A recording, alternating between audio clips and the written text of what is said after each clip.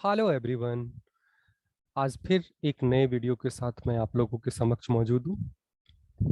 आज मैं हाइपर कंजुगेशंस का पार्ट 2 कर रहा हूँ। मतलब हाइपर कंजुगेशंस जो प्रीवियस हम लोगों ने किया हुआ था उसी का सेकेंड पार्ट हम लोग करने की कोशिश कर रहे हैं कि ये हाइपर कंजुगेशन सेकेंड जो आगे एक्सटेंडेड पार्ट है उसमें हम क्या देखेंगे। इन केस ऑफ कुछ पार्ट्स जो अल्कीन में बचा हुआ था वो देखेंगे, फिर हाइपर कंजुगेशन इन कार्बोनियम आयन और फ्री रेडिकल। क्योंकि जैसा लास्ट जो वीडियो था उसमें जो हम लोगों ने डिस्कस किया था वो ये किया था कि हाइपर कंजुगेशन एक सब्स्टिट्यूएंट इफेक्ट है जो किस किस केस में होता है। एक अल्कीन में होता है, एक कार्बोकटायन में होता है और एक फ्री रेडिकल में होता है। तो आज कार्बोकटायंस और फ्री रेडिकल्स वाले सेगमेंट को करेंगे और कुछ पार्ट्स हम देखेंगे जो जनरलाइज केस होगा, साथ ही साथ अल्कीन को भी इंक्लूड करेगा।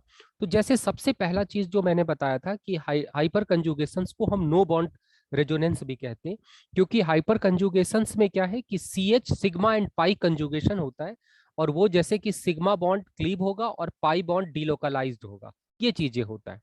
तो अब इसमें कुछ पॉइंट्स है जिसको कि हम लोग कंसीडर कर रहे हैं। सबसे पहला चीज ये है कि हाइपर कंजुगेशंस में एक सी एच बॉन्ड क्लीव होता है। सी एच बॉन्ड जब क्लीव होगा, इसका ये मतलब नहीं कि C H bond complete cleave होकर के वो फ्री टू द मॉलिक्यूल्स हो जाएगा। वो free, this it not becomes free from the molecules, because जैसे ही बॉन्ड, जैसे suppose C H bond cleave हुआ, सी एच बॉन्ड अगर मान लो क्लीव हुआ इसका, जैसे कि हाइपर कंजुगेशन इस केस में पॉसिबल है। अगर ये सी एच बॉन्ड क्लीव हुआ, H प्लस बाहर आया, तो क्या होगा, ये बॉन्ड इधर डिलोकलाइज किया, ये इधर किया, डबल बॉन्ड CH2 निगेटिव और H प्लस आएगा। लेकिन अब चूंकि इसके बीच में एक negative and positive charge developed है, that's why there is a electrostatic force of attraction. That's why it doesn't means कि ये कंप्लीटली फ्री हो गया मॉलिक्यूल्स पे। तो एक ये पॉइंट्स जो कि हम लोगों को कंसीडर करना चाहिए in case of the hyper conjugation. Point number first. अब हम देखते हैं अगला पॉइंट क्या है। जैसे कि अगर जो भी हाइपर कंजुगेबल स्ट्रक्चर बनेगा, हाइपर कंजुगेटिंग स्ट्रक्चर्स बनेगा, कैसे बनेगा, जैसे कि जितना number of hyper conjugable H atoms है, जैसे अगर हम इस केस में कंसीडर करें, ये जो केस हम लोगों ने लिया था इसमें number of hyper conjugable H कितना है, 3 है। तो ये जो 3 है, क्योंकि this is the atom alpha atoms of the carbon, मतलब कार्बन है जो कि अल्फा कार्बन है, इससे कनेक्टेड जो हाइड्रोजन है that is hyper conjugable H, that contains the hyper conjugable H atom. तो ये जो एच है, अ, तीन रहता एच है, तो इसका मतलब कि there are 3 possibles hyper conjugating structures. इसका ये मतलब हो गया कि ये जो 3 हाइपर कंजुगेबल हाइपर स्ट्रक्चर्स है वो बेसिकली फिजिकली एग्जिस्ट नहीं करता, this is the imaginary structures, और इसको हम कैनोनिकल स्ट्रक्चर्स भी कहते हैं। और वो जो कैनोनिकल स्ट्रक्चर्स हैं वो बेसिकली कंट्रीब्यूट करता है हाइपर कंजुगेशन, उस मॉलिक्यूल्स के स्टेबिलिटी को एनहांस करने में। यानी कि जब हम हाइपर कंजुगेशन देखेंगे तो उस हाइपर कंजुगेशन में जो कैनोनिकल स्ट्रक्चर्स होगा, वो कैनोनिकल स्ट्रक्चर बेसिकली एक फैक्टर है जो डिसाइड करता है उस मॉलिक्यूल्स को की स्टेबिलिटी डिसाइड करने में by mean of the hyper conjugation. ठीक है, तो अब हम देखते हैं, यानी कि हाइपर कंजुगेशन का जो हाइपर कंजुगेटिंग स्ट्रक्चर्स है वो is not the real structures, that is imaginary structure which is known at canonical structure. ठीक है, अब हम देखते हैं कि जो उसके बाद एग्जिस्ट क्या करता है। तो एक्चुअली जो मॉलिक्यूल्स एग्जिस्ट करता है उसको हम क्या कहते हैं, हाइब्रिड मॉलिक्यूल्स कहते हैं। हाइब्रिड, वो जो हाइब्रिड बनता है वो ऑल जो कैनोनिकल स्ट्रक्चर है या हाइपर कंजुगेटिंग स्ट्रक्चर्स हैं उसका एक तरह से एक कंट्रीब्यूशन रहता है उस पर्टिकुलर हाइब्रिड में। तो ये हम एक चीज हम लोगों ने सीखा, और वो एक्चुअली फिजिकली एग्जिस्ट करता है। अब इसमें जैसे कि हम लोगों ने क्या बोला कि सी एच बॉन्ड कंप्लीटली देखा जाए तो क्लीव नहीं हुआ, वो एक इलेक्ट्रोस्टैटिक अट्रैक्शन के थ्रू इनहैंस है उस पर्टिकुलर, मतलब बॉन्डेड है उस पर्टिकुलर मॉलिक्यूल्स में। एक्चुअली होता होगा क्या कि जो इलेक्ट्रॉन का है बस शिफ्टिंग होता है, इलेक्ट्रॉन यहां से वहां तक शिफ्ट हो जाएगा या डिलोकलाइज्ड हो जाएगा, ये चीज हम कह सकते हैं।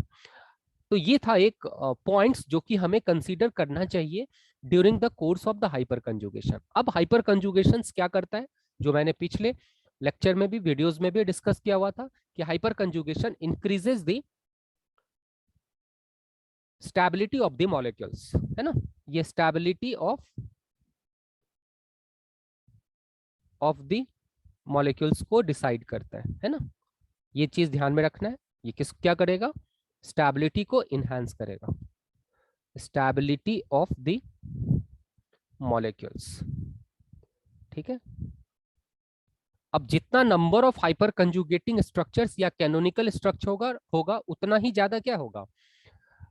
उसका स्टेबिलिटी होगा। यानी stability is directly proportional to number of hyper conjugable hyper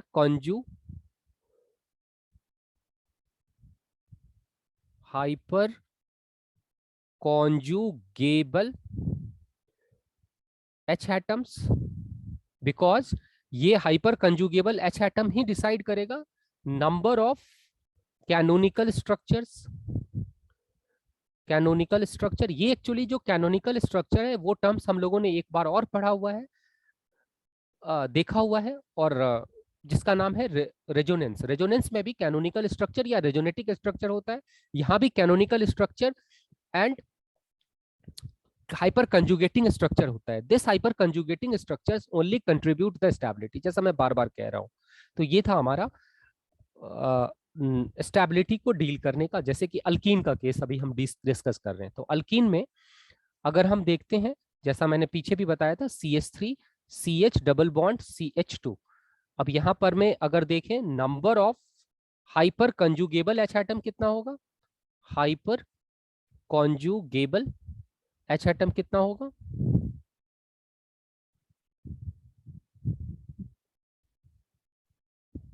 H atom होगा इसमें 3, क्योंकि अल्फा कार्बन से जो हाइड्रोजन कनेक्टेड है वही हाइपर कंजुगेबल एच एटम होता है, तो 3 है, तो दैट्स वाई 3। अब जैसे CH3 CH double bond CH और CH3 की अगर बात करते हैं, तो इसमें ये भी अल्फा, ये भी अल्फा, तो यहाँ पे 3 हाइड्रोजन, यहाँ पे 3 हाइड्रोजन, तो 6। उसी तरह से अगर हम CH3 double bond CH CH3 तो इस केस में 2 2 4 मतलब 1 2 3 4, और एक में कितना है? 3, तो 4 into 3 12 hyper conjugable H atom. तो इस तीनों मॉलिक्यूल्स को अगर हम कंपेयर करें 1 2 एंड 3, तो चूंकि अभी हम लोगों ने क्या डिस्कस किया है कि जो number of hyper conjugable H atom है वही डिसाइड क्या करता है कि उस पर्टिकुलर मॉलिक्यूल्स की स्टेबिलिटी कितनी होगी। तो यहां पर हमने देखा कि पहले वाले में जो number of hyper conjugable H atom था वो 3 था, दूसरे वाले में number of hyper conjugable H atom 6 है, थर्ड वाले में 12 है। So stability order is equals to order of stability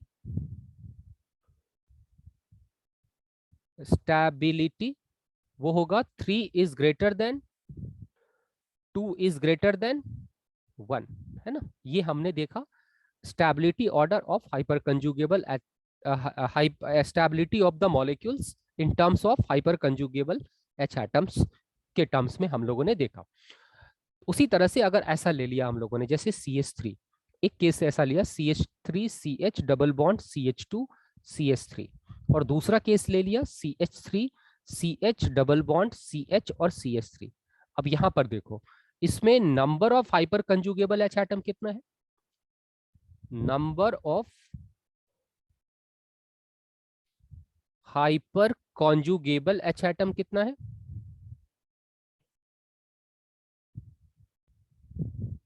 कितना है बता सकते हो? 3 यहाँ और 3 यहाँ, क्योंकि ये दोनों अल्फा कार्बन है, उससे कनेक्टेड हाइड्रोजन अल्फा हाइड्रोजन, तो 6। और इसमें भी number of hyper conjugable H atom कितना? 6, है ना। Number of hyper conjugable 6। तो अब हम कैसे डिसाइड करेंगे? इस केस में क्या होगा कि अगर सपोज ये 1 है और ये 2 है, तो इस केस में हम स्टेबिलिटी जो होगा 1 is greater than 2। Stability order यहाँ पे जो होगा, stability order 1 is greater than 2। अब ऐसा क्यों हुआ? तो इसका रीजन ये है कि देखो, यहां पर में दोनों जो मिथाइल है वो एक ही तरफ से ऑपरेट कर रहा है। यहाँ पर ये इसके स्टेबिलिटी को एक ही तरफ से इनहांस कर रहा है। या एक ही तरफ से हाइपर कंजुगेशन ऑपरेट हो रहा है। तो इसमें क्या है कि अपोजिट साइड से ऑपरेट कर रहा है। तो हम ये चीज ध्यान में रखेंगे कि as in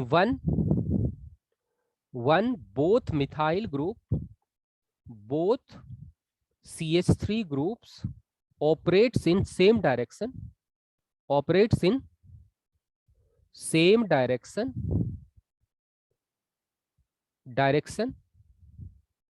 So but in two in opposite direction, in opposite direction.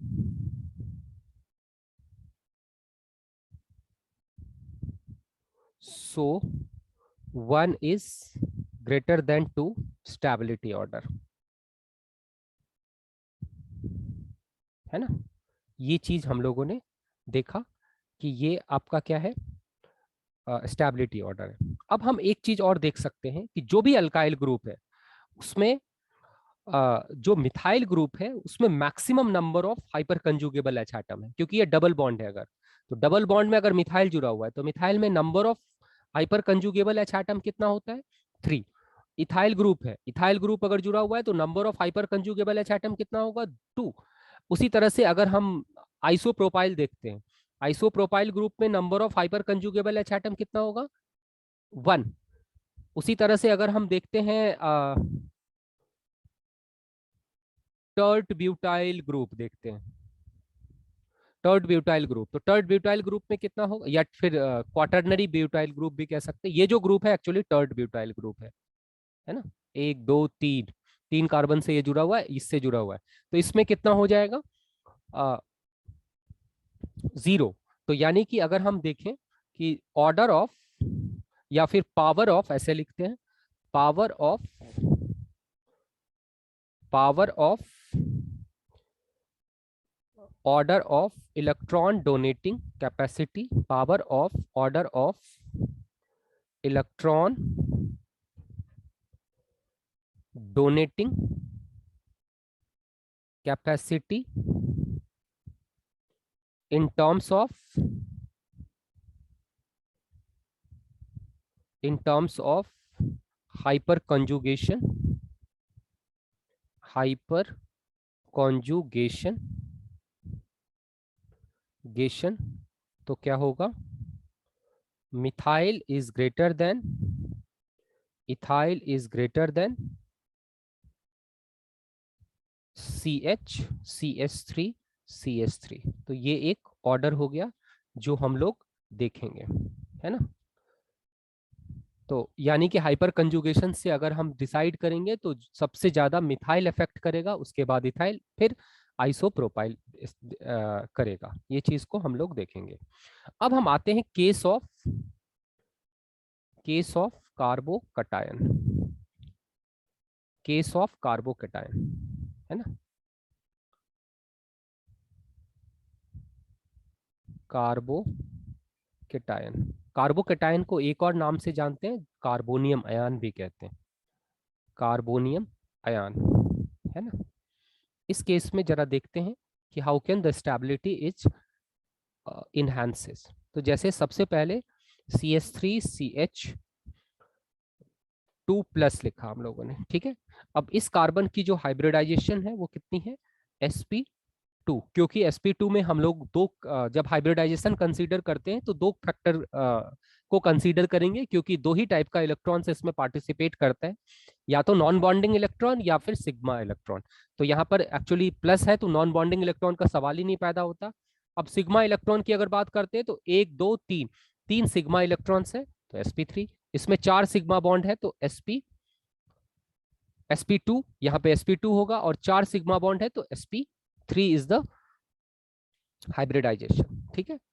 अब हम ऑर्बिटल डायग्राम अगर देखें इसका तो कैसा होगा, क्योंकि हमें डीलोकलाइजेशन देखना है, तो कैसा होगा, यहाँ पे एक H, यहाँ H, और ये जो बॉन्ड था कुछ इस तरह का था, ये हाइड्रोजन है, हाइड्रोजन का ये s ऑर्बिटल है ना, s ऑर्बिटल, 1s ऑर्बिटल ही केवल हाइड्रोजन के पास है, तो इसके साथ ये डिलोकलाइज किया हुआ है। फिर CH2, और ये हमारा हो गया। अब यहाँ पे देखो इसकी हाइब्रिडाइजेशन कितनी थी, इसकी हाइब्रिडाइजेशन थी sp2, तो एक p जो है वो प्योर कार्बन के पास तो 3 sp ऑर्बिटल है, जबकि 2 ही हाइब्रिडाइज किया हुआ है। तो ये दोनों जो है ये सिग्मा ऑर्बिटल है, सिग्मा ऑर्बिटल ऑर्बिटल है। और ये जो है पाई pz, अगर सपोज सपोज हमने बोला pz ऑर्बिटल है ना, ऑर्बिटल है, तो यही ऑर्बिटल क्या होगा, डी लोकलाइज्ड हो जाएगा। ठीक है, इस केस में ये जो ऑर्बिटल है ये डी लोकलाइज्ड हो जाता है ऐसे, ये nearby orbital delocalized हो जाता है। ठीक है, तो इसमें हम एक पॉइंट लिखेंगे, इन कार्बोनियम आयन या carbocation, carbocation cation hyper conjugation also occurs, hyper conjugation also occurs as there is a conjugation between a sigma and pi orbital, है ना, सिग्मा एंड पाई ऑर्बिटल्स में conjugation है, इसीलिए यहां पर भी क्या होगा, हाइपर कॉन्जुगेशन होगा। तो इसमें भी अगर हम देखें तो ये क्या होगा, जैसे अगर हम CH3 अगर पॉजिटिव कहते हैं तो बेसिकली इसमें तो एक ही कार्बन है, तो इसमें तो पॉसिबल नहीं है। यहां भी कंडीशन क्या होना चाहिए, कंडीशन होना चाहिए कि alpha hydrogen, alpha hydrogen should be there, है ना, देयर। जैसे कि अगर मान लो इसमें देखा जाए तो अल्फा, नो अल्फा कार्बन है तो नो हाइपर कंजुगेशन होगा, नो हाइपर कंजुगेशन, कॉन्जुगेशन, है ना। लेकिन अगर हम दूसरा देखें जैसे CH3 CH2 पॉजिटिव, तो यहाँ पर क्या है, दिस इज अल्फा कार्बन, तो ये अल्फा हाइड्रोजन भी है, यहाँ पे एग्जिस्ट हाइपर कंजुगेशन,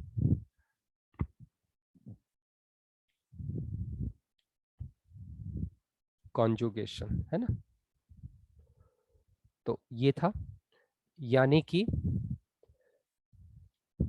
इसमें number of hyper conjugable H atom कितना है, तो जितना अल्फा कार्बन पे हाइड्रोजन है, number of hyper conjugable H atom, hyper conjugable H atom कितना होगा, इज इक्वल्स टू 3 होगा, है ना।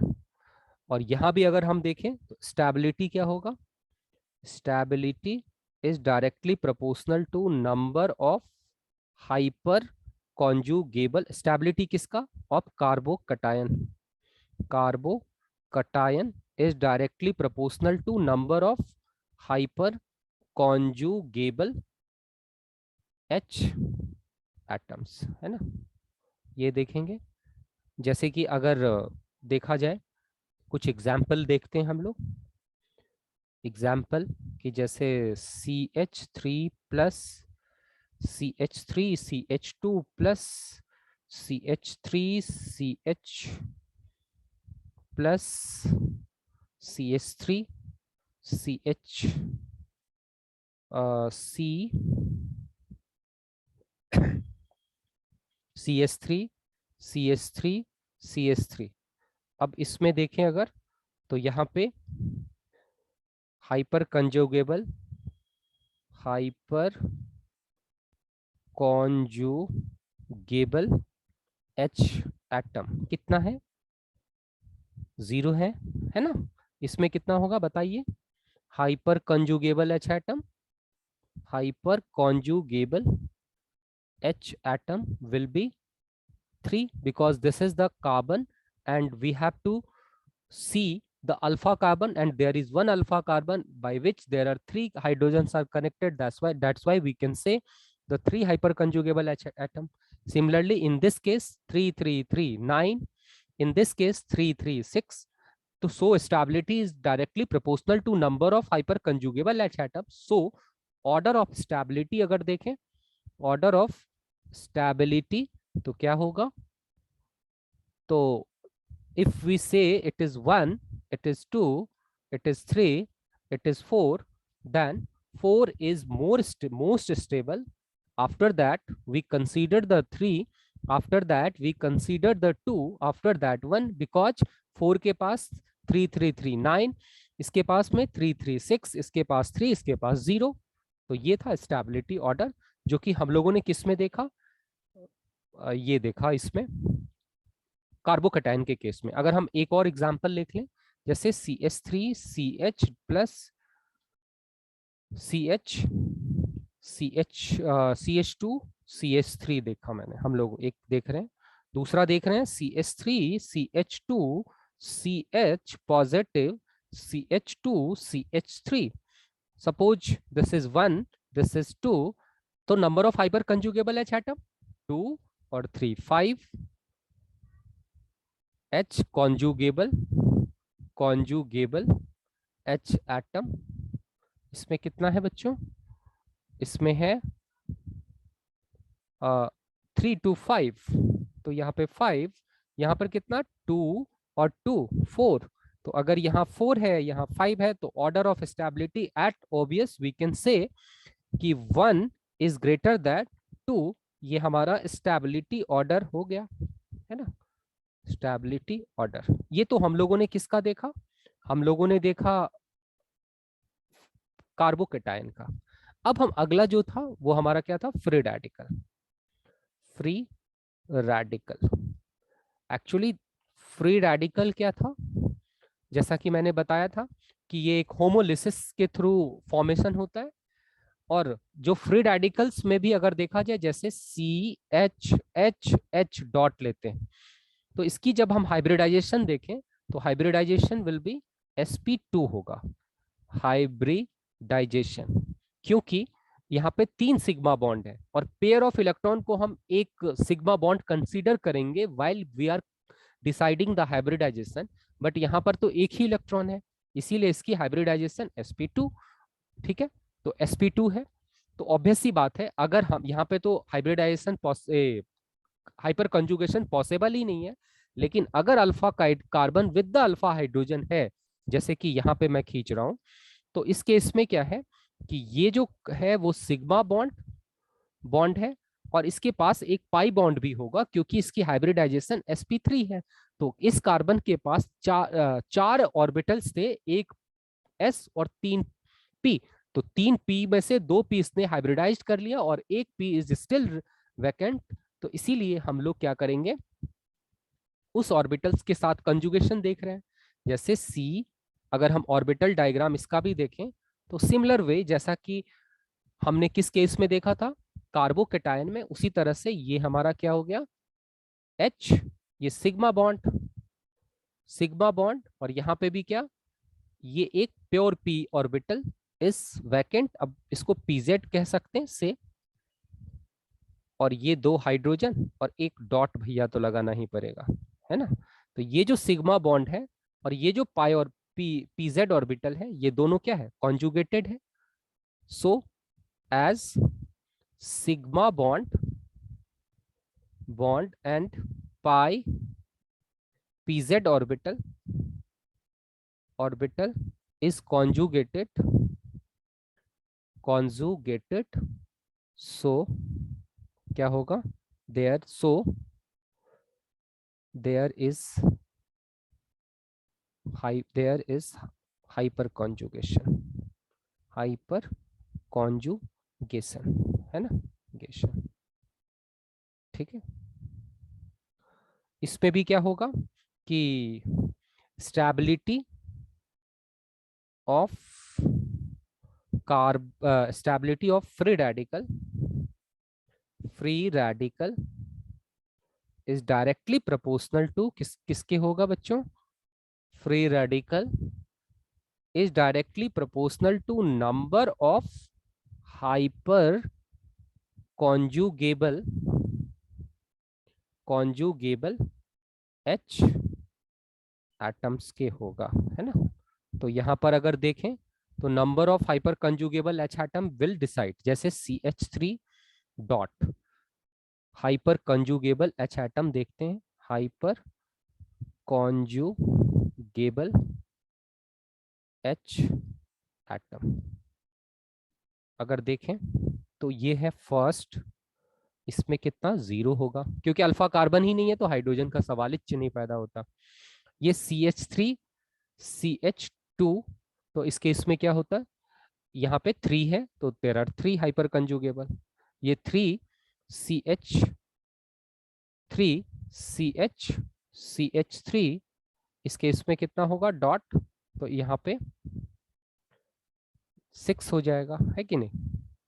अगला फोर्थ जो है वो CH3 CH3 CH3, इस केस में 9 हो जाएगा, है ना, 9 होगा।